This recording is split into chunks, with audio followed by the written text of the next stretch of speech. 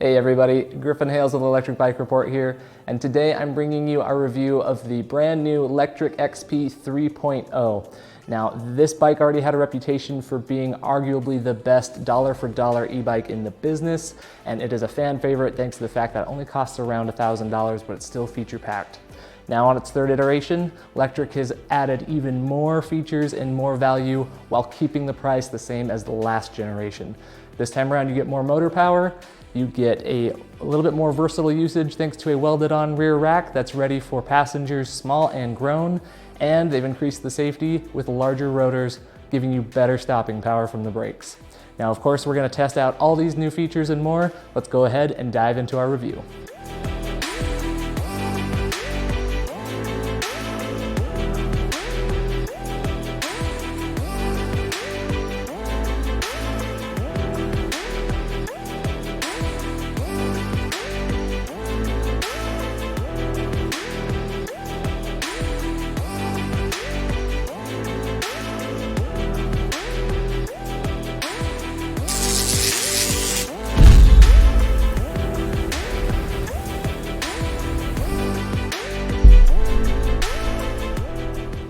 Now, when I first heard that Lectric would be revamping the XP, I found myself wondering, is it going to be small incremental changes in an effort to keep costs low for the consumer, or do we see more substantial improvements at the expense of, well, more expense and making things a little bit more costly?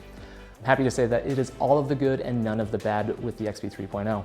They have packed in a lot more to the features on this bike, but at least as of this taping, it is at the same cost as what the 2.0 was. You're just getting more bang for your buck, which is pretty impressive considering the XP 2.0 was still kind of setting the standard for affordable e-bikes. It's such a feature-rich bike at not very much money that it was really easy to recommend to just about anybody, regardless of background or circumstance. It was a fun bike you could have without spending a lot of money. Now let's take a closer look at what has improved specifically from the 2.0 to the 3.0. We'll of course start with the motor. It is still a rear hub motor with 500 watt capacity, but this time around it has a 1,000 watt peak versus an 850 watt peak before. And of course they've increased the torque here as well. It's now up to 55 Newton meters where it was 35 Newton meters before. That does make a pretty big difference on hills. Stay tuned for our hill test out at Hellhole where you will see that result. Now the gearing has been switched up as well. Here in the back it has been expanded from a 14 to 28 T to an 11 to 28 tooth. Now what that means is you're going to have a little bit more purpose in your pedal. When you're out there riding around, especially in low to mid pedal assist, you can actually feel yourself contributing and helping to ride the bike instead of letting the bike do all the work for you. It does make it a substantially better experience. Now safety's been improved as well. It's still mechanical disc brakes, but this time around, the rotor has been increased from 160 millimeters to 180 millimeters. We actually saw a drastic improvement in what that does on our brake test, which we'll show you later on. And then of course, comfort is always key, and we still have a suspension fork here in front. It's been increased from 40 millimeters to 55 millimeters of travel. Just makes it a little bit more smooth if you're riding on paved roads with some potholes or bumps. And of course, if you take it off-road at all, it'll help absorb any rocks or uneven terrain. Now overall, they also made small incremental improvements. A redesigned saddle, the grips are a little bit softer this time around, and they've really focused in on making it the most comfortable ride possible. Now something else that I noticed with the announcement of the XP 3.0 was the battery actually increased just slightly, or rather it went back to what it used to be. With the original XP it was a 10.4 amp hour battery that went down to 9.6 amp hours with the 2.0, but we're back to 10.4 here on the 3.0. In fact, it was one of our few complaints with the XP 2.0 was seeing the battery move in the wrong direction. People always want more battery life, not less, and we're seeing that here with the standard battery. However, if that still doesn't sound like enough for you, Lectric does have the option of upgrading the battery at checkout for a few $100s more.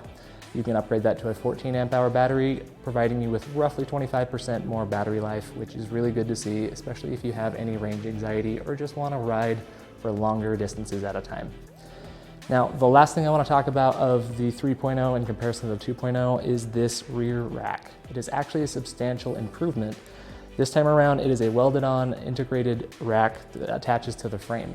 The reason why this is a big deal is the old bolt-on rack of the 2.0 could only carry up to 75 pounds, and it wasn't ideal for bringing other riders along. What I mean by that is this one would be compatible with a Thule child seat, but you can also put a full-grown adult back here if you'd like as well. Lectric offers a passenger package where you can get a padded seat, handlebars, and foot pegs to bring someone along with you. That's great for couples or great for parents who have maybe some older kids who just kind of want to hop on and cruise together. Not only that, but Lectric has a programming mode on this time around that would limit the speed to 10 miles per hour for added safety if you are carrying someone with you. It's a really cool feature and accessory option they offer, but Lectric didn't stop there. They've really thought through different ways in which people would want to use these bikes, and they've given different packages. One that they sent us here that you can see featured is the Comfort Commuter Package. Comes with a thicker, more plush saddle compared to the stock one, a suspension seat post, and a larger headlight and folding lock. You can, of course, if you are a pet person, they have a pet trailer that you can tow behind you. And there is also something that was made with food couriers in mind. It's a larger platform, an insulated bag that could store several pizza boxes in it. The truth is with e-bikes, people want to use them in diverse ways. They have different purposes in buying them and how they're going to use them. And to see a company think through all of those different options and then accommodate it is so cool to see. Now that is just scratching the surface. There's a whole bunch more to talk about, but I will just leave links in the description below where you can navigate to the Lectric website to check them out for yourself, or you can of course head to the EBR website where we will detail that a little bit more on the written review. Now for now, I've talked a whole bunch about the 2.0 versus the 3.0, but let's talk specifically more about the 3.0 and how it handles and feels out on the roads. Now again, just for clarity, let's talk specifically the specs of the XP 3.0. What you're getting here is a 500 watt rear hub motor, a 500 watt hour battery integrated into the frame. It is removable. You can take that out to charge it off the bike or just to cut the weight down if you're hauling it around somewhere. And that you do that by when it folds down, which we'll show you here a little later on. Now, the drivetrain is provided by a 7-speed Shimano over-the-bar thumb shifter with pretty good gearing range, as we've talked about. And then of course, this is all riding on 20 by 3-inch tires. Now I really like these tires a lot. They are pretty versatile. With 3 inches, that's what we would consider a fat tire e-bike. So it's not particularly fun to ride around without any motor assistance, but it is great in that it provides a cush and pretty pleasant ride, I'd say. The wider footprint gives you a little bit more stability, and it feels pretty good as you're turning and taking corners as well. Not only that, but the tread pattern is a little bit more aggressive, and it is capable of doing some lighter off-road work. We actually rode around a lot out in the desert here near our offices, and it held up really well across the rocky terrain and the bumps in the road. And not only that, but Lectric packs in even more value by providing pre-slimed tubes on these tires. That kind of just helps things. If you catch a thorn or two, it should help keep your tires inflated and keep you going a little bit longer. That's really great to see. It's one of those really nice little bonus features that just feels put in there to make it a better experience. Now, the bike overall does come in the 2 frames that you see here, a standard frame and then a step-through variant. Me personally, I love the step-through frames on a bike like this. It's just easier to get on and off without having to worry about it. And of course, it is a versatile bike in that it can accommodate a whole bunch of different riders. Lectric claims that it can accommodate riders from 4'10" up to 6'5". Of course, those on the margins will not feel a perfect fit, but still, overall, you can definitely get a lot of different people on this thanks to the telescoping handlebars and seat post as well.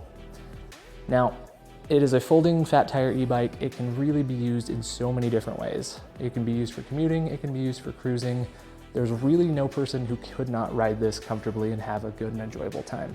From a purely spec standpoint, I still think that the value being offered here on the XP is tremendous. Few bikes will give you this many features and be this versatile in this price point. Now, I want to talk a little bit just about the handlebar and the cockpit area overall, because that is where 2 of my 3 complaints with the XP reside. Now, the grips, Lectric claims they are softer rubber this time around, which I do think is true compared to the 2.0. They are softer, still not what I would consider like very soft and great grips, but those are easily replaceable. You have a twist grip throttle on the right-hand side if you want to throttle around, and then in the center, of course, is the black and white LCD display. Now, this display is something we see on more value-driven bikes. I don't love it for one particular reason, and that is the bar readout up top. As you're out there riding around, in instances where you are using a lot of motor power, you will kind of see that bar jump around a little bit. It'll move maybe 2 points at a time as it's trying to reflect your current usage. So I appreciate that's trying to let me know I'm using too much motor, but it's still just less accurate than a percentage-based readout. Now again, it's kind of what I would expect for something that costs around $1,000, so it's not the biggest deal in the world, but the display and the grips could be improved, I think, on the 4.0 model to come somewhere down the line. Now, the only other thing that I don't particularly love about the XP, and this is the third year in a row we're asking Lectric to change this, so hopefully that change does come soon. You can't operate the bike without the battery, or without the key inserted below the frame where it goes into the battery. You do have to have that in there at all times. It's really not the end of the world, but it is just slightly, I don't know, concerning, I guess you could say, that there's a key under there and I just feel like it's gonna fall out. To be fair, across 3 different XP series, it never has, but it's just something we hope to see changed in the future. Now again, this value overall is just absolutely hard to beat. It's such a good and compelling package that I think a lot of people will be interested in taking a look at what the 3.0 can do for them. Now, bikes like the XP have a lot of appeal because the fact that you can fold it down makes it really convenient and easy to store and transport as well. So I want to demonstrate just really quickly how you can fold down the Lectric XP here. I start by lowering the seat post all the way down, and then starting with the handlebars where you just engage this latch here, fold that down, and then pull apart the frame latch there. You can also bring this pedal in, which shaves off another inch or so as you go to put that in either the trunk of your car or your SUV. Folds at the hinge here just like this, and then it does stand on that little bit of metal they have there at the bottom. Now what's really great about this is you can actually fit this into the trunk of a sedan. I was even able to get both of the XPs we have in the back of my SUV as well. Makes it really easy for taking it around if you don't have a bike rack, which is just really nice. Of course, when you have it folded, you have access to the battery. You can take that out to shave some weight, which might not be a bad idea actually. The one thing about this bike is it does weigh over 60 pounds. So when you go to lift it up by grabbing the handle that's on the frame here, just be aware that it is still a little bit heavier as you move it. There is no built-in solution for keeping the bike folded together. You could mitigate that with just a bungee really quick. But overall, it is nice to have it shrink down like that. Good for keeping it in the apartment, in the house, or in your car, wherever it is you want to be taking it. Now, Lectric still features mechanical disc brakes here on the XP, but they have increased the rotor size. This time around, they have spec'd it with 180 millimeter rotors instead of 160s like they used to in the past. Now, this should give better braking power as it gives you more leverage against the brake, and of course, larger rotors help dissipate the heat as well, making it more efficient. So to test this out, we put it on our brake test. Here at EBR, the brake test is where we bring these bikes up to 20 miles per hour before performing a stop as quickly and under control as much as possible. Now, we do this multiple times so that we can take an overall average braking distance and really gauge those results. Now, I'm very happy with what we got on the 3.0. It had an average stopping distance of 22 feet and 10 inches. The reason I say I'm very happy is I also tested out the old XP 2.0 since we've kind of changed how we've done our braking tests versus the past. Now, as I rode that one around, I got just a hair under 27 feet on that.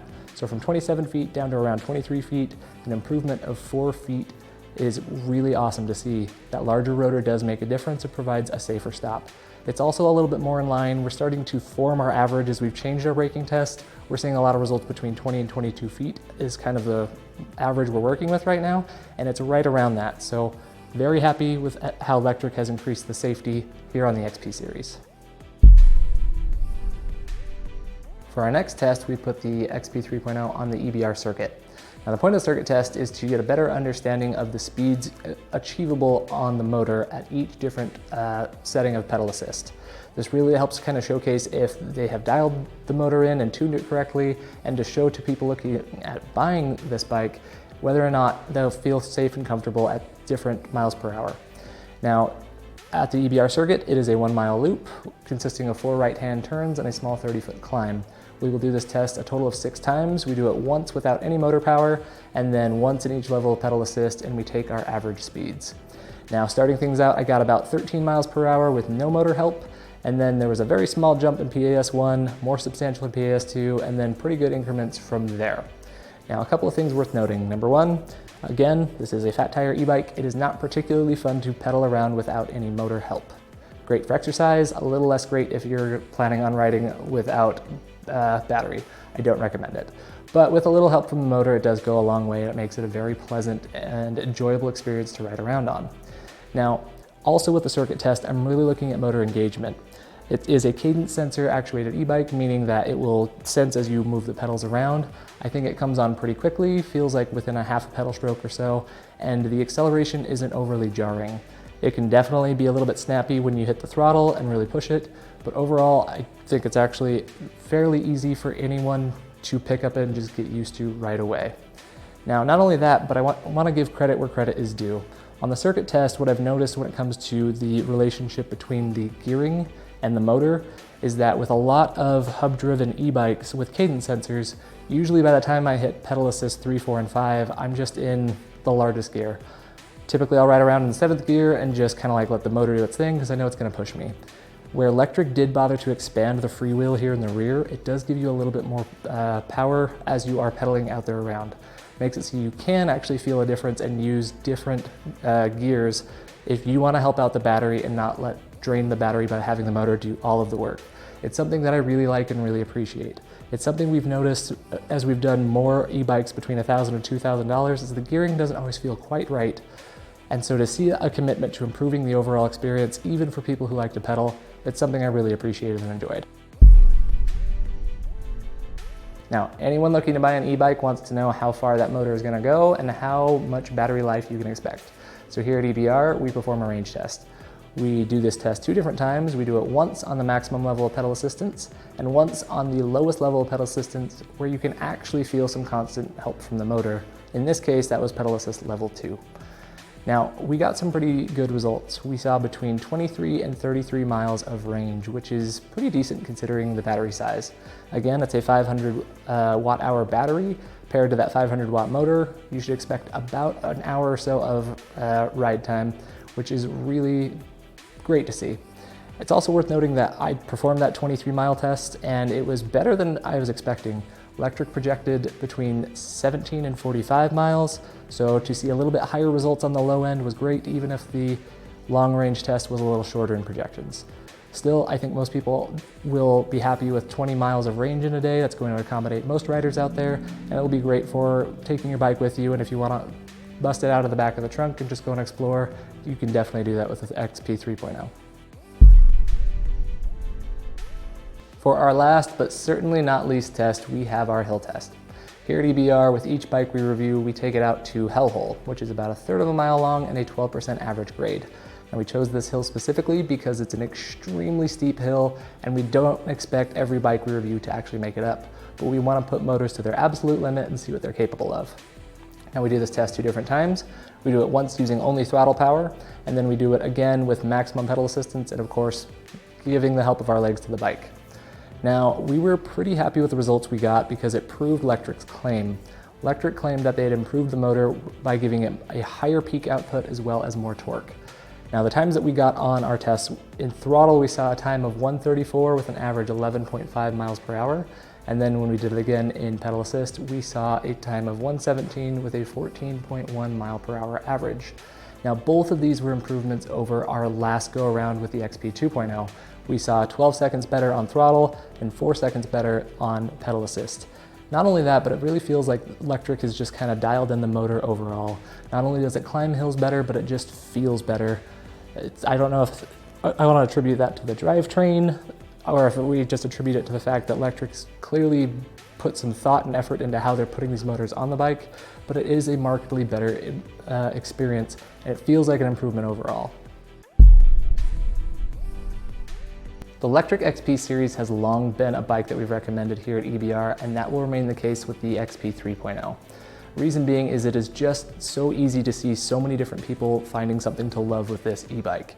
If you're somebody who doesn't want to spend a lot of money, it's relatively affordable and it still comes feature packed. If you have not been cycling in a while or you're getting back into it for the first time in years, it delivers on that fun e-bike experience your friends and family have been telling you about. And if you're someone who you know you want an e-bike, but you don't necessarily know what you want to do with it yet, you can kind of buy it today and figure it out later. It folds, it's got fat tires, it's a good commuter that accommodates a bunch of different heights. Really, you can figure it out as you go, but you'll have fun in the figuring it out process. Now, This will remain one of the best value bang for your buck buys on the market. I'd still think that if it were $100 or $200 more, but it's still right around that $1,000 price point. And you're getting so much more than you did in the previous model. More comfort, more motor power, better braking, better use with that welded on rear rack. It's amazing what Lectric's been able to do and give you here with the 3.0. Now, I realize I'm kind of gushing about this bike, and I never want a review to sound like some sort of love letter, so there are of course some improvements I would love to see down the road with the 4.0.